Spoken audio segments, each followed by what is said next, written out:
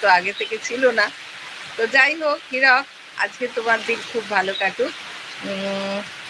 আর বলছি, যারা এসেছেন আবার বলছি যে এই যে 21 তারিখ, 30 তারিখ, 3, 12, 21 আর 30 এই তারিখ যাদের জন্ম তারিখ, তাদের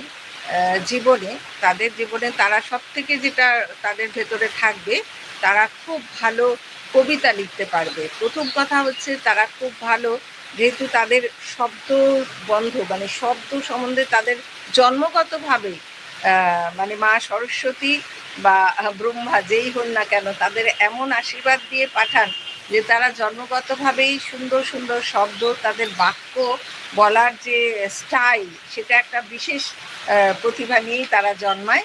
এবং কাব্যিক যে প্রতিভা, সেটা তাদের জন্মসূত্রে থাকে। এবং তারা লেখক হন।